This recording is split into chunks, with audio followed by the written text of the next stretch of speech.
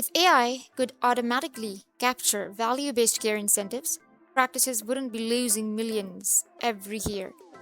Let's be honest, AI is everywhere in healthcare now. But what if I told you that AI alone will not solve incentive capture in value based care? Today, I'm going to show you why AI helps with signal but cannot fix the incentive architecture of real payer contracts and how that impacts your practice. Let's see what AI can do. AI, it excels at scanning clinical text with NLP, extracting documentation insights, summarizing large datasets, prioritizing risk patterns. So, yes, AI can speed up chart abstraction, documentation review, identification of gaps, but let's be clear, AI detects probabilities, not pair rules. It cannot interpret contract nuances. It cannot change measure specifications. It cannot adapt to plan specific business logic that shifts year to year. So I have worked with practices where pair lists identified care gaps.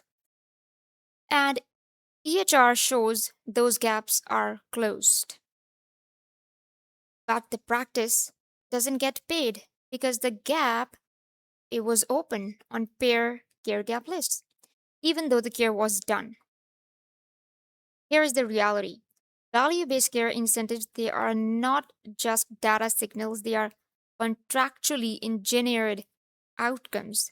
They are governed by measure specifications, data submission rules, plan specific nuances, annual updates. And this is where AI it hits a wall. A signal is not equals to incentive. All right? So this builds directly on something that you might recall from the previous video on WellCare appointment agendas. In that video, I walked practices through how to obtain the WellCare agenda, how to fill it correctly, how to submit it so the incentive is actually credited. That's not a data identification problem. That's a workflow plus contract plus submission problem.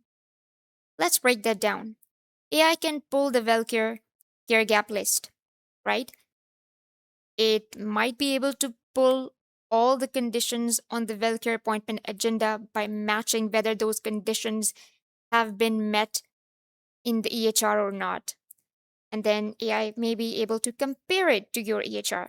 But if the agenda is incomplete, if the provider who was responsible for filling out the agenda, they missed out certain sections like we saw in the video, which I have linked on top. If they are not able to fill that correctly, they submit at the wrong time. Wrong time means a deadline has passed, then the practice loses the incentive, right? Yeah. And AI can highlight the gap, but it can't fix the agenda. It can't attach the supplemental forms or manage submission timelines. Those are operational processes, not data problems, right? So here is another real world challenge. If payer data and EHR data are both outdated, because we know payer data is outdated, it requires a lot of auditing, if you remember from the first video. And EHR data, let's say it is also outdated and the patient has not visited you since 2 years or so. And let's say that same patient appears on the payer care gap list. And now you have to schedule the patient, reach out to them to close those care gaps. But the patient is deceased. But because the payer data as well as the EHR data both are outdated, so what will AI do in that case? AI has no idea that the patient is deceased because payer data shows that as an active care gap. EHR data is outdated because the patient hasn't been to the office. What will AI do in that case? AI may still flag that deceased member as open gap. And then outreach would get triggered, right? To what? To whom? Because the patient is deceased. So, this is exactly why AI without operational intelligence It generates noise, it wastes staff time, it triggers useless workflows. That's not AI failing, that's AI being applied without context. So, where AI can then actually add value in value based care, right? Yeah, it can add value in certain areas like when it comes to prioritization of actionable gaps, trend analysis across large populations, pattern detection that humans cannot easily see. But even there, if there is no workflow ownership, no submission governance, no contract understanding, no escalation protocol, AI's output never turns into payable incentives. So let's then talk about the operational intelligence, which is the missing layer that practices need to incorporate in addition to AI, right? So here is the gap most organizations they ignore. There is a three-layer architecture in real value-based care performance. Signal layer, the first layer where you use AI analytics, you have dashboards. And then the second layer, the middle layer, is the rules layer, which is contractual requirements, major specifications, measure deadlines. And then the third layer is actually the execution layers, which is workflow orchestration, submission tracking, accountability, who owns what measure.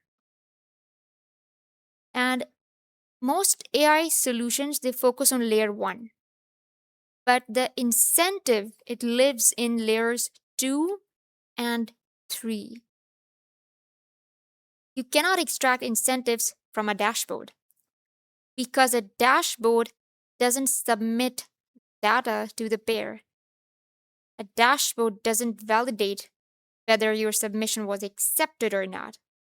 A dashboard doesn't tie back to the contract terms, right?